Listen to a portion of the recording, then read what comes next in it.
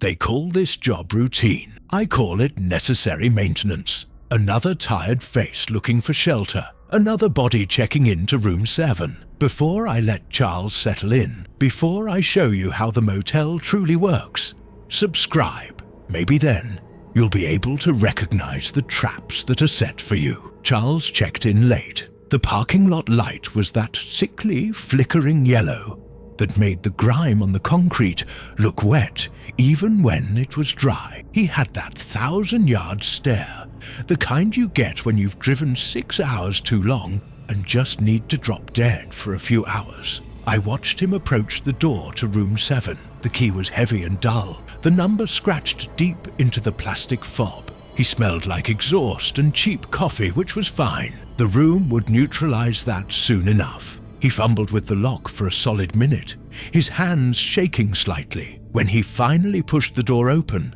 the sound was less a creak and more a sticky tear, like wet cardboard being pulled apart. The air inside the room was heavy and close, carrying the constant low hum of the refrigeration unit, and something else, something mineral and faintly sweet, like spilled blood that hasn't quite dried. Charles didn't notice the smell, or if he did, he decided it was just part of the overall decay of the place. They always assume it's just old plumbing. He was focused on getting his duffel bag off his shoulder. He dropped it by the first twin bed, the one closest to the window that didn't really close right. Then he scanned the room. 2 beds, a dresser with water damage, the small attached bathroom door, and the chair. That's where my attention focuses. That's the most important piece of furniture in the whole motel. It was placed perfectly by the nightstand.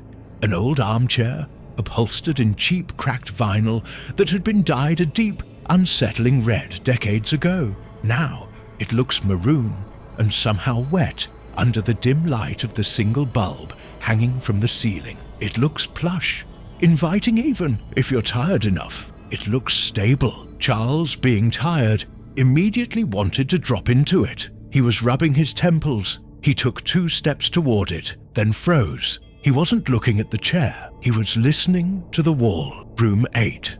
My maintenance cycle is consistent. Every night, the dull, rhythmic thumping starts up right next door. It's not loud enough to warrant a complaint, but it's loud enough to be unsettling. It sounds like something heavy and wet being dragged across the floor. It makes them anxious. Anxious guests crave comfort, and Charles looked ready to cave. He hesitated, then reached for the small, cheap remote resting on the dresser, deciding to try to drown out the noise instead of confronting it. But the chair was still there, right in his peripheral vision, waiting for him to settle. It was breathing slowly, a silent internal process that only I could observe on the thermal feed. The guest was hungry, and Charles looked exactly like a good meal. Charles fidgeted with the zip on his worn duffel bag, a common display of nervousness. They always try to find something normal to focus on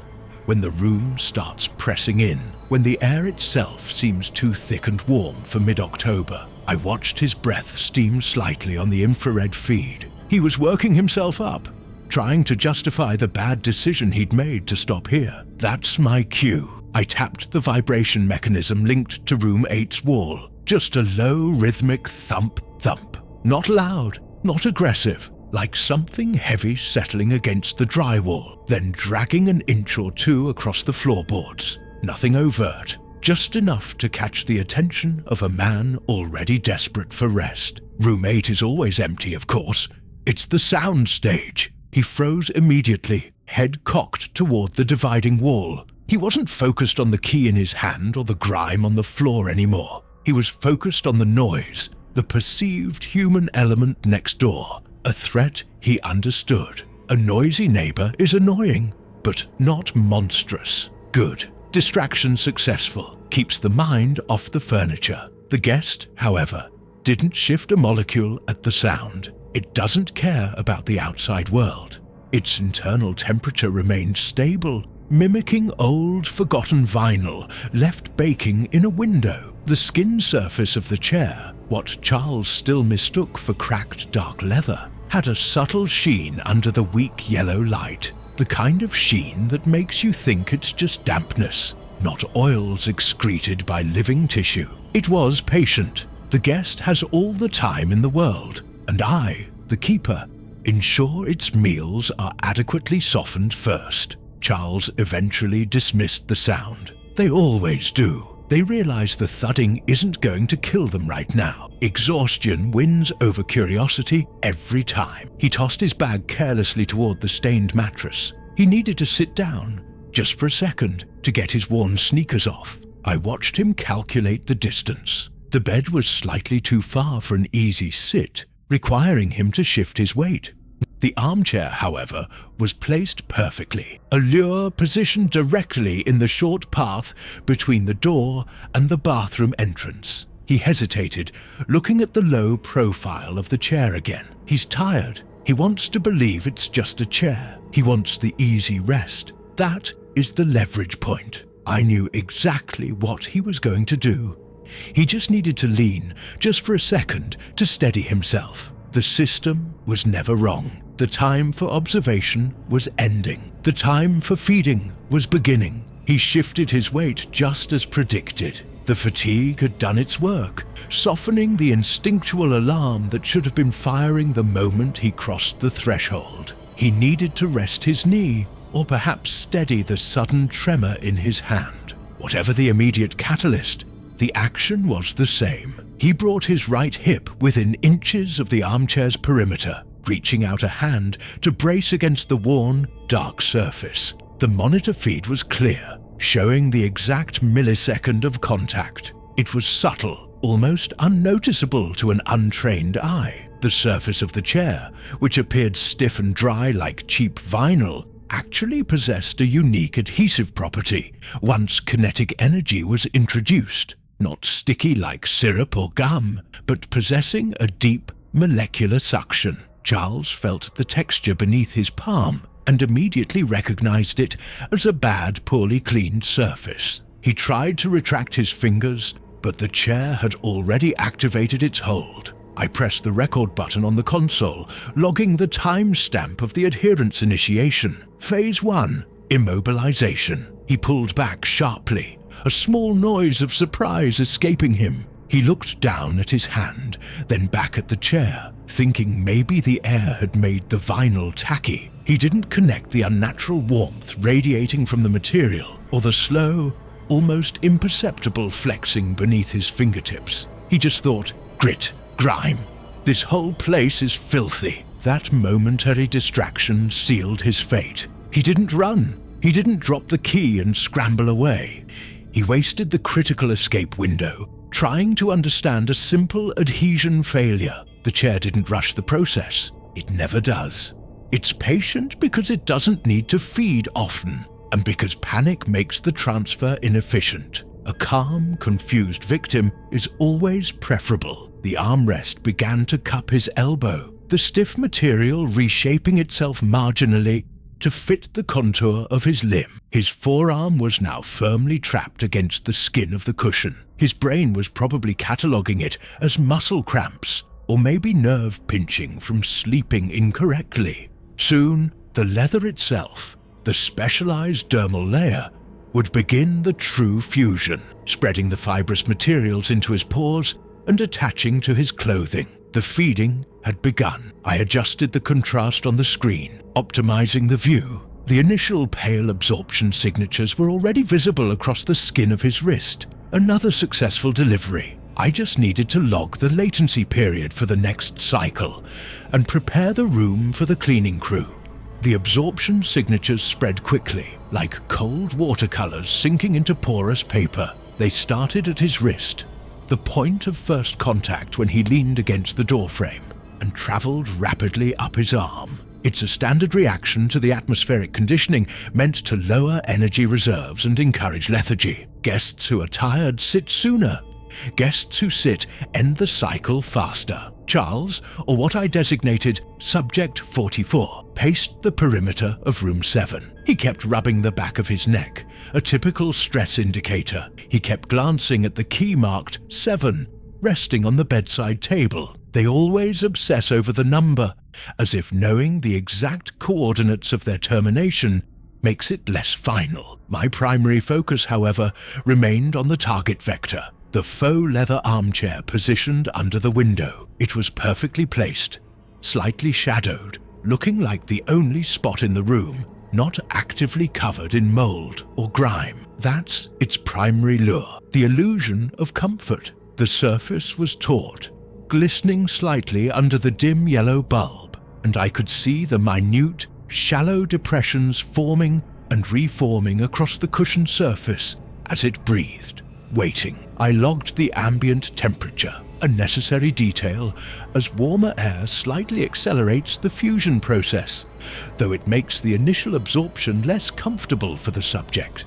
Subject 44 stopped pacing near the small bathroom door, then hesitated, finally turning toward the chair. Good. Instinct always guides them to the path of least resistance, and right now, sitting looks like survival. He shuffled over, sinking down heavily. The change was immediate. The chair didn't need to lunge or roar. The surface tension broke the second his full weight settled. The faux leather, the epidermal tissue, reacted with silent, instantaneous adhesion. His jeans seemed to stick. The arms of the chair rose slightly, barely perceptible, but I saw it perfectly on the monitor. They weren't rising up. They were closing in. His eyes went wide, but there was no immediate pain response, only confusion. The dermal fusion matrix uses a localized anesthetic effect first. It ensures compliance during the critical attachment phase. He tried to shift, maybe just adjust his position, but his torso was already secured to the cushion. The pale signatures exploded, not just watercolors now, but thick black ink staining the skin of his thighs and lower back. The latency period was significantly shorter this time. Excellent. I noted the time, 14. I needed to adjust the environmental humidity for the next incoming unit. The quicker they sit, the less mess for the crew. I leaned back, checking the integrity of the fusion field. Complete adherence. Subject 44 was officially secured. Time to prepare the paperwork for the room decommission. I checked the chrono, 11 minutes. Not my fastest time, but within acceptable parameters for a midweek drop-in. Charles, or what was left of him, had stopped struggling about 3 minutes ago. The final pathetic shuddering of the upholstery easing into a heavy, rhythmic pulse. The chair was digesting. I sealed the input feed for room 7 and moved to the logbook. I needed to update the maintenance schedule for the unit. A full, clean fusion meant the structure was stable, requiring only minimal nutrient augmentation before the next check-in. This was efficient, less biological waste to remove, more potential energy retained by the host unit. My focus broke when the rhythmic thump, thump, thump started up again, emanating clearly through the thin drywall separating room 7 and room 8. The tenants in room 8 are perpetually disruptive. They don't adhere to the feeding cycle, they just make noise. Always noise.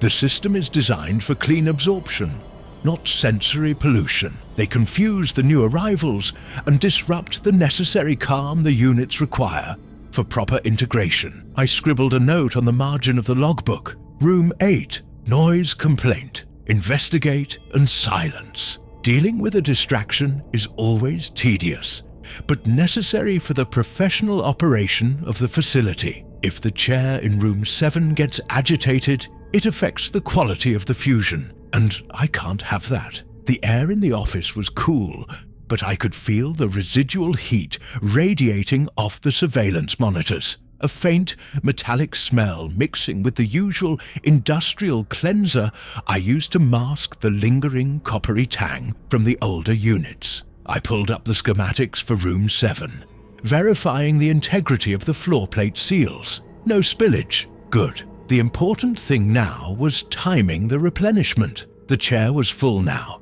Sated, it would need about 12 hours to cycle its newly acquired mass before it could effectively draw in a new source. 12 hours, Perhaps less if I got a desperate late-night walk-in. I set the automated alarm for 0600. Time to make sure the key for room 7 was polished and ready on the hook. Business as usual. Room 7 always needs occupants. I heard a final deep sigh through the monitoring system, not from Subject 44, but from the chair itself, settling comfortably into its task. A good night's work. Now, about room 8. It was time for a visit. I picked up the master key. It was never wise to let distractions persist. They disrupt the order, and order, above all, is what keeps this place running. I double-checked room 7 before sealing it shut. The air was thick, heavy with that metallic sweet smell I've come to associate with a successful fusion. The armchair looked full, its contours softened and expanded. The cheap fabric slightly damp under the harsh fluorescent light I leave on for processing. It wouldn't need feeding for a few days, maybe a week, depending on how rich the absorption was. Charles had been fairly clean, mentally pliable. I made a mental note to update the log later. Room 7, Type A fusion, complete. The key clicked neatly into the deadbolt. No sound, no movement. Order restored here. I stepped out onto the narrow concrete walkway. The air tonight was damp and cold, heavy with the smell of exhaust fumes and standing water. The low-hanging streetlights cast pools of sickly yellow onto the littered parking lot. I could feel the thin sole of my work shoe stick slightly to the grime on the asphalt. The noise was closer now. Not a scream, not a plea, just a rhythmic, violent thudding, interspersed with the sound of shattering glass. Cheap, thin window glass, probably. Room 8. I hate cheap materials. They scatter too easily and require unnecessary cleanup. This was not the standard noise of fear or absorption. This was unauthorized chaos. Someone was fighting back, or perhaps just fighting their confinement improperly. I stopped at room 8's door. The paint was peeling, revealing layers of pale blue and institutional green beneath. The thudding stopped abruptly as my shadow fell across the peephole. Silence. They knew I was here. They always know. I don't knock. Knocking suggests negotiation, and there is no negotiation at the motel. I slipped the master key into the lock. It was the heavy brass kind, designed to overcome poorly maintained door mechanisms. The tumblers turned with a sharp, industrial grind. I didn't rush. Rushing wastes energy, and I had plenty of time now that Charles was settled. I pushed the door open just wide enough to see the occupant and identify the nature of the breach. The stench that hit me was immediate, not the sweet copper of fresh processing, but sour sweat, liquor, and aggression. The man inside, tall and heavily built, was standing in the middle of the room, panting. He had smashed the small mirror over the dresser and had evidently attempted to kick out the window nearest the bed, managing only to shatter the inner pane. He glared at me, his eyes red and unfocused, perhaps fueled by chemicals or just desperation. He was still wearing his thick denim jacket, soaked now around the collar. He didn't look like the kind of guest who would sit down politely. This was problematic. This was the kind of resistance that damaged the furniture before the guest could integrate it. "You're disrupting the routine," I said plainly, keeping my voice low and level. "That glass costs money." He didn't speak, just lunged. His fist came forward, aimed low at my chest. I didn't flinch. I'd anticipated a physical confrontation from this type. It was predictable, inefficient behavior. I lifted the heavy master key, not to use the tip, but the weight of the brass handle, swinging it sharply into the joint of his exposed elbow. The sound of the bone protesting was satisfyingly crisp. He dropped, clutching his arm, howling now. The right kind of noise this time. The guest in room 8 hadn't had a proper meal in days. This one would require careful maneuvering, but the disruption had been contained. I stepped over the flailing body, closing the door behind me. Time to properly prepare the room. The twitching slowed, then stopped entirely. Charles was still alive, technically, but his nervous system had overloaded. The armchair's grip was less a physical constraint and more a profound, paralyzing shock. The understanding that the very object meant for rest was an organic cage. His eyes were wide, wet pinpricks reflecting the sickly yellow glow of the bathroom nightlight. He wasn't looking at me. He was looking through me, terrified not of the pain, but of the absolute final inversion of reality. I knelt, retrieving his dropped room 7 key. The metal was cold. I slid it back into my own pocket next to the master set. The armchair was already beginning to integrate, the subtle hum of the mechanism indicating the first stages of assimilation had begun at the contact points on his hips and throat. We couldn't leave him here, not fully integrated into room 7. That would disrupt the cycle and ruin the ambience for the next arrival. Room 7 must always be pristine, always available. I retrieved the transport unit, a modified dolly I keep stored in the cleaning closet. With surgical precision, I unclipped the base of the armchair from the floor studs. It slid free, emitting a wet, tearing sound like peeling tape off damp paper. I noted the efficiency, 47 minutes from check-in to neutralization, a slight improvement on last month's average. I pushed the dolly, the armchair, and the silent, paralyzed cargo towards the connecting door, the one leading directly into room 8. I peered through the reinforced peephole, observing the interior of the guest's primary feeding chamber. The room was dark, the air thick with the smell of decay and ozone. The guest itself, a towering landscape of fused organic matter, was stirring in the corner where it usually slept. It knew fresh meat was coming. It had been patient. Charles offered no resistance as I wheeled him across the threshold. He made no sound, no sudden jerk, just that perpetual wide-eyed stare, the look of a man forever trapped on the edge of sanity, defined by the moment the comfort of a cheap chair became a living horror. I left the armchair, and Charles precisely 12 feet from the main mass of room 8, securing the connecting door behind me. I didn't need to watch the rest. The trauma was already complete. He was broken, and that was the important part. The nutritional transfer was merely procedure. I checked room 7 one last time. I sprayed the air, locked the bathroom, and adjusted the curtains. Clean slate, ready for the next weary traveler looking for rest on the outskirts of the world. This motel never closes. If you want to keep the lights on, leave a comment about which room we should clean next.